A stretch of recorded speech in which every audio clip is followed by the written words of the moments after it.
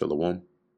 First and foremost, I want to give all praises, honor, and glory to Yahweh, Bahasham, Yahweh Shai, Bahasham, Rakha Kodash. Double honors to the elders and the apostles of Great Millstone, and peace and blessings to the elect. And today we're going to go into the book of Ecclesiasticus, the 32nd chapter. If thou be made a master of a feast, lift not up thyself, but be among them as one of the rest, right? So if you're a master of the feast, you're like the overseer, you're hosting it, right?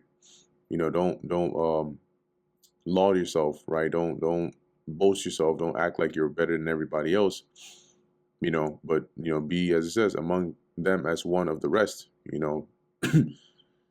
Take diligent care for them, and so sit down. Make sure everything is in order, right? Make sure the food is being served, make sure everything is on point, and then sit down, eat, chill with everybody else. And when thou hast had, and and when thou hast done all thy office, right? Because if you're the master, you have to make sure that everything is in order, right? Music, provisions, seating, all those things. And when you're done with that, take thy place, that thou mayest be merry with them, right? So now you get to, get lit with everybody else and receive a crown for thy well ordering of the feast. See, afterwards you get glory. People would praise you for how well you made sure everything was good.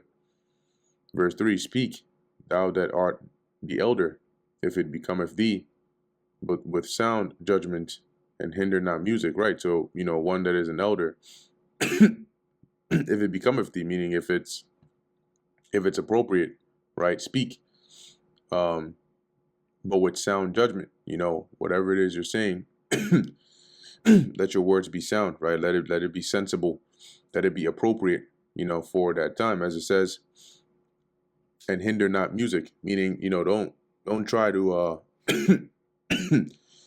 there's certain times, right, when, okay, it makes sense to speak, get into certain, but, if there's music going on, you don't want to, interrupt the music, right, with something pointless, okay? I'm going to read this in the GNTD. Salakia. It says here, if you are older, this is GNTD, if you are older than most of the guests, you may talk. That is your right. But you should know what you are talking about and not interrupt the music. Because some people might be trying to, enjoy the moment, and now you're bringing up some pointless conversation that's not really edifying or, needful at the time.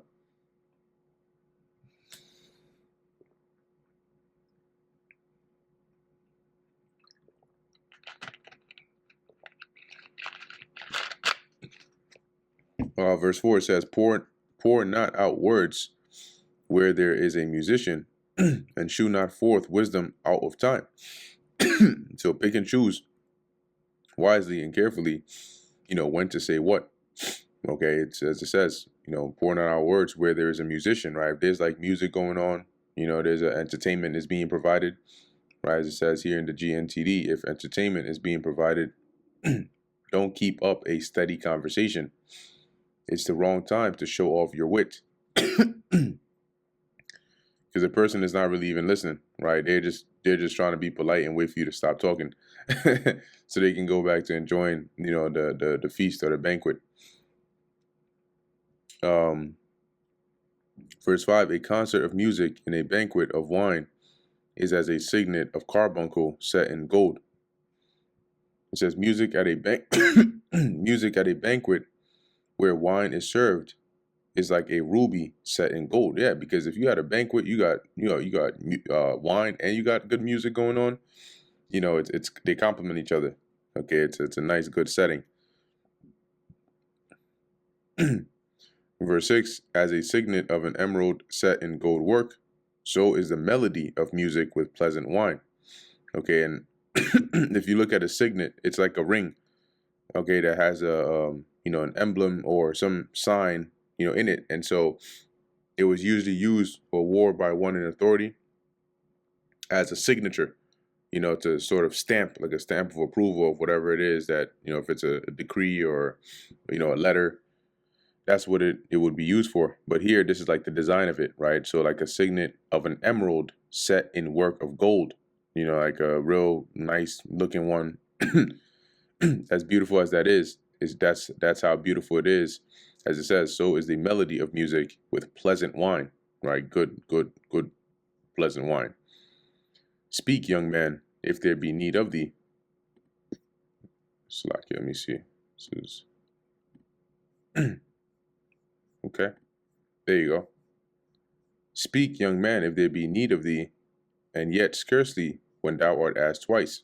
Right. So if you're a young man, you shouldn't really even have much to say. But if there's need of you, right? If somebody asks you, then you speak.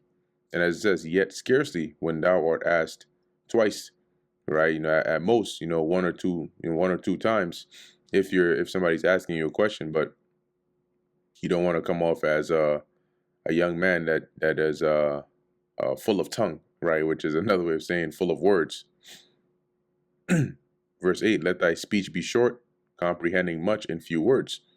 So you don't have to say little in many words. Do the reverse, right? Try to work on that. Say a lot more in few words, comprehending much in few words. And that actually shows forth wisdom.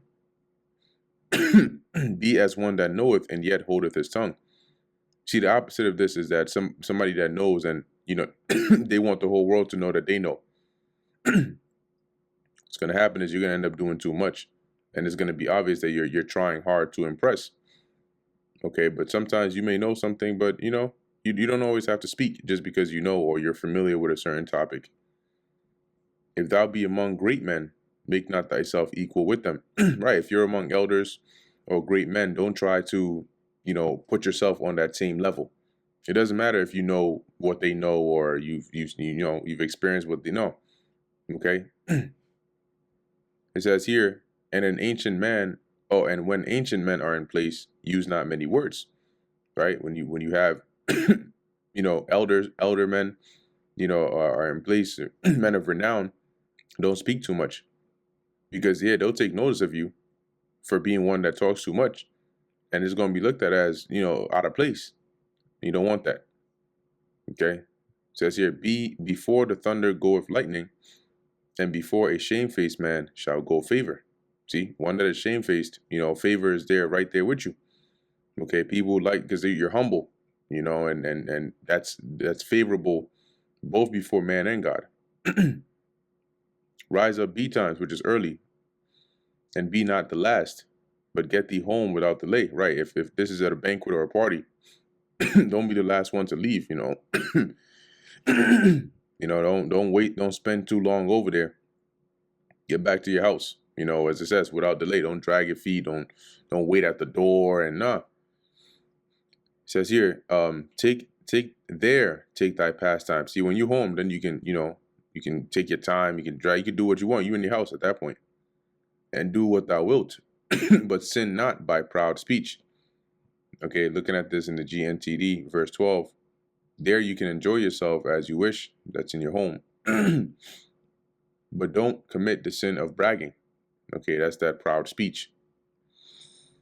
And for these things, bless him that made thee and hath replenished thee with his good things. Okay, and who is it that made us? That's the Most High.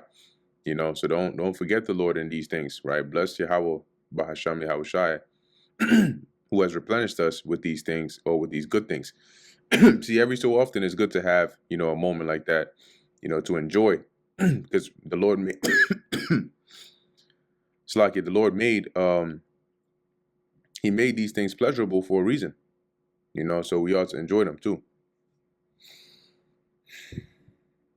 Whoso feareth the Lord will receive his discipline. Now, if you fear the Lord, you're going to come under the discipline of the Lord. And the Lord loves those that come under his discipline, and he blesses them with wisdom. And they that seek him early shall find favor. Early meaning diligently, right? If you seek the Lord diligently, you will find favor, right? He'll make himself known unto you. He'll show you the things that are pleasing to him. And the more you do that, the more favorable you become in the eyes of the Lord. He that seeketh the law shall be filled therewith, but the hypocrite shall be offended thereat. Yeah, if you seek the law, the instructions of the Lord, you'll be you'll be filled with it. You'll be filled with wisdom, and you'll be filled with favor from the highest. But a hypocrite, which is an ungodly here, will be offended thereat. See, because it is contrary to the things that they desire to do.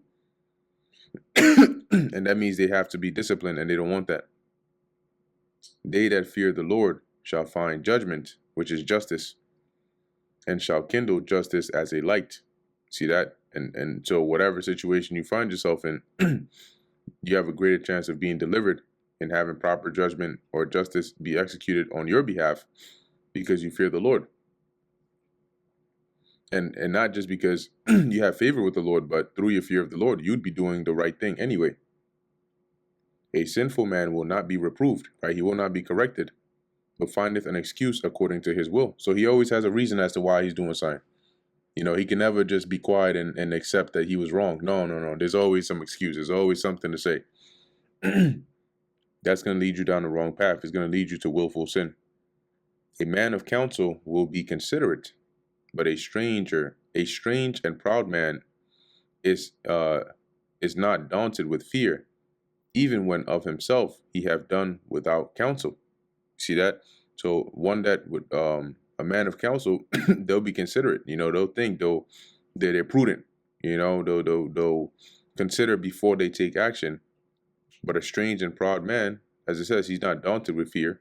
So he's bold, he's headstrong, even when of himself have done without counsel, right? Even without counsel, without, even reasoning about it, he'll just go and do whatever it is that he's trying to do that comes to his mind without being considerate. Do nothing without advice. See? Meaning in this case, you gotta think it through at least. It doesn't mean that, you wanna go get an oil change, so you gotta go seek advice or counsel before you go and do it. And when thou has once done, repent not. So once you've committed to a certain decision, you got to stick to it. Don't change it. Don't waver. Don't be double-minded. Go not in the way wherein thou mayest fall, and stumble not among the stones. See, if there's a certain way, there's a certain path that is a slippery slope. Be mindful of that. If you know that it is a a place that may trip you up, don't go there. Be not confident in a plain way. Let's read that in the GNTD. It says here, don't be too sure of yourself, even when the way looks easy. And beware of thine own children. And when it says beware of thine own children, what it's saying is, don't be careless about what's happening under your own roof. You got to be mindful about what's going on in your own household as well. Verse 23, in every good work, trust thy soul, for this is the keeping of the commandments. Okay, or in other words, when you're doing something righteous, right, that's the good work, with a clear conscience and wisdom, then be confident in it. Be confident in your judgment of it, right? Trust your soul, because what you're doing is for the keeping of the commandments, right? It's instruction. You're following instruction of the right thing to do. He that believeth in the Lord taketh heed to the commandment, and he that trusteth in him shall fare never the worse. Meaning you'll always be good if you trust in the Lord, right? And you keep his commandments. And that brings us to the end of the book of Ecclesiasticus, the 32nd chapter. Lord willing, that was edifying to the elect. In closing, I want to give all praises, honor, and glory to Yahweh, Bahasham, Yahweh Shai, Bahasham, Rakha Kodash. And until next time, Shalom.